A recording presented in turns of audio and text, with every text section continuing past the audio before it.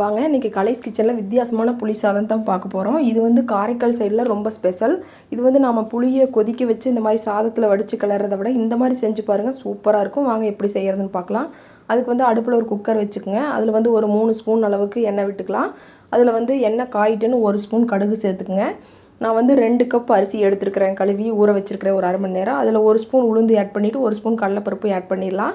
நீங்கள் வந்து நான் அரை கிலோ 500 கிராம் அரிசிக்கு நான் சொல்கிறேன். ஒரு 2 கொத்து கருவேப்பிலை, இதுலேயே வந்து 4 வரமிளகா காரத்துக்கு சேர்த்துக்குங்க. இதில் வந்து ஒரு பெரிய சைஸ் ஆனியன் பொடியாக கட் பண்ணி சேர்த்துருக்கிறேன். இதையும் சேர்த்துட்டு இது கூடவே வந்து ஒரு 15லேருந்து 20 பல் பூண்டு சேர்த்துக்குங்க.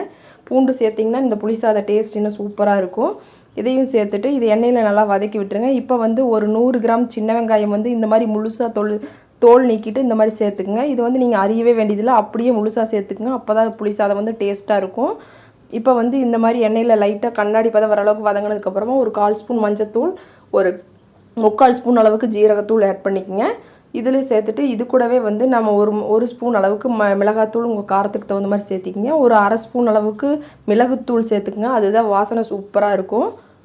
இப்போ வந்து இது எல்லாம் எண்ணெயிலேயே நல்லா இந்த பச்சை வாசனை, மசாலாவோட பச்சை வாசனை எல்லாம் போகிற அளவுக்கு நல்லா வதக்கி விட்டுருங்க. இப்போ பாருங்கள் எண்ணெயில் நல்லா வதங்கி வந்துருச்சு. இப்போ இந்த ஸ்டேஜில் வந்து ஒரு எலுமிச்சங்காய் சைஸ் அளவுக்கு புளியை ஊற வச்சு கரைச்சி எடுத்துருக்கிறேன். அது வந்து 1 டம்ளர் அளவுக்கு ஆட் பண்ணிக்கோங்க. இப்போ வந்து 2 கப் அரிசிக்கு அதில் 1 டம்ளர் புளி சேர்த்துருக்கிறேன். இதையும் சேர்த்துட்டு நல்லா இதை கலந்து விட்டுருங்க. லைட்டாக ஒரு கொதி வர்ற மாதிரி ஆன உடனே இதில் வந்து ஒரு ஸ்பெஷலான இன்க்ரீடியன்ஸ் என்னென்னா, 1 கப் அளவுக்கு எதில் அரிசி எடுத்தீங்களோ அதே கப்பால் 1 கப் தேங்காய் பால் ஆட் பண்ணிக்கோங்க. அப்போ தான் வந்து இந்த புளியோதரை வந்து அவ்வளோ ஒரு டேஸ்ட்டாக இருக்கும்.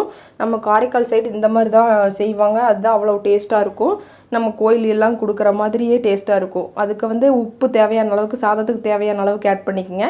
இப்போ லைட்டாக இந்த மாதிரி கொதி வர்றதுக்கு ஆரம்பித்த உடனே வந்து நம்ம அரிசி ஆட் பண்ணிடலாம். அரிசி வந்து அரை கிலோ அரிசி 2 கப் எடுத்துருக்கிறேன். அதை வந்து இதுக்கு வந்து 4.5 கப் தண்ணி ஆட் பண்ணணும். இப்போ அரிசியை சேர்த்துட்டு இதை வந்து நல்லா இப்படி இந்த மாதிரி கலந்து விட்டுருங்க. அரிசி உடையாமல் பார்த்துக்குங்க. இப்போ இந்த மாதிரி கலந்து விட்டு இதில் 4.5 கப்பு நம்ம ஃபஸ்ட்டே 1 கப் புளி 1 கப் தேங்காய் பால் ஆட் பண்ணியிருக்கிறோம். அதனால் வந்து 2.5 கப் அளவுக்கு மட்டும் தண்ணி ஆட் பண்ணிக்கோங்க. உங்களுக்கு குழைய வேணும்னா இன்னொரு அரை கப் சேர்த்து ஆட் பண்ணிக்கலாம்.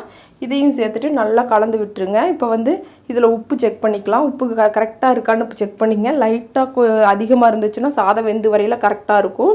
இப்போ பாருங்கள், இந்த அளவுக்கு நல்லா கலந்து விட்டதுக்கப்புறமா நம்ம குக்கரை மூடி போட்டுடலாம். அடுப்பை வந்து லோ ஃப்ளேமில் வச்சுக்கோங்க. மூடியை போட்ட உடனே வந்து அடுப்பில் வந்து தீயை ரொம்ப குறைச்சி வச்சுருங்க. இப்போ பாருங்கள் 3 விசில் வந்துருச்சு. நம்ம கொதி பெறாமல் அப்படியே மூடி போட்டதுனால 3 விசில் விட்டுருங்க, கரெக்டாக இருக்கும். இப்போ பாருங்கள் சாதம் சூப்பராக வெந்து வந்துருச்சு.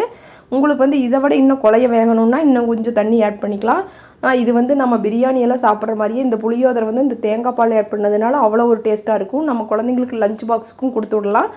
காய்கறி எதுவுமே இல்லாத சமயத்தில் டக்குன்னு செஞ்சு முடிச்சிடலாம். செஞ்சு பார்த்துட்டு எப்படி இருக்குன்ட்டு கமெண்ட்ஸில் சொல்லுங்கள். பிடிச்சிருந்துச்சுன்னா லைக் பண்ணுங்கள், ஷேர் பண்ணுங்கள். கலைஸ் கிச்சனுக்கு மறக்காம